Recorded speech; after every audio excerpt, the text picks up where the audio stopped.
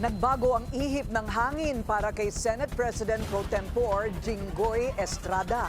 Matapos kasing paboran ang K-12 law noong 2013, ngayon siya mismo ang nagsabing dapat na ito tanggalin. Nagbabalik si Hannah T. para sa detalye. Nanghihinayang si Charles sa additional years of learning kung tatanggalin na ang SHS level sa K-12. Bilang first-year college student, marami raw siyang natutunan sa SHS at nakatulong ito para ma-improve ang research skills niya. Yan matapos ipanukala ni Senate President Pro Tempore Jinggoy Estrada na iscrap na ang senior high. Isa sa mga dahilan ang extra time at cost sa mga magulang.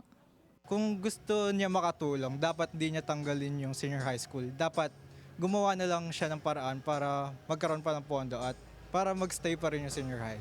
Pero para kay Estrada, pumalya ang SHS i-deliver ang dapat sanay benepisyo nito sa mga estudyante after 12 years. Isa si Estrada sa mga naging pabor sa K-12 law noong 2013, ang broader education reform na bahagi ang SHS. Ang SHS program designed sana para mailapit sa international standards ang Philippine education system.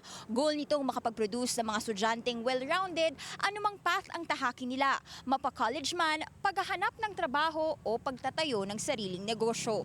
Mismong DepEd daw ang umaming di pa naaabot ng SHS sa mga vision nito.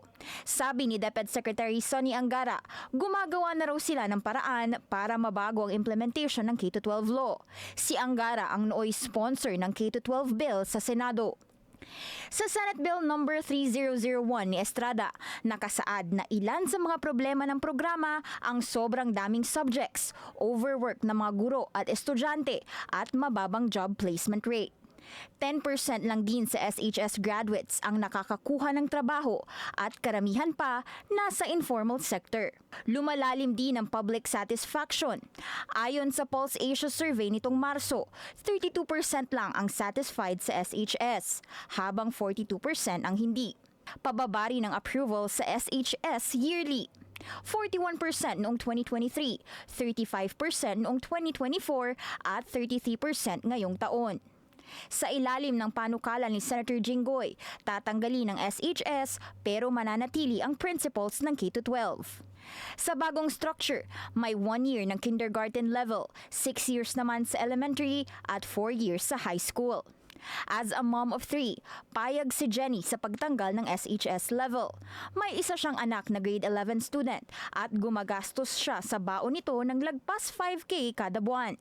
Parang mas okay pa rin yung dati, yung nakasanayan na.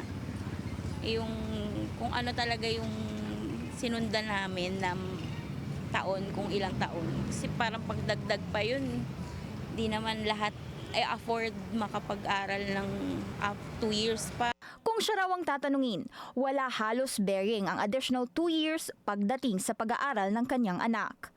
Para sa agenda, Hannah T., Bilyonaryo News Channel.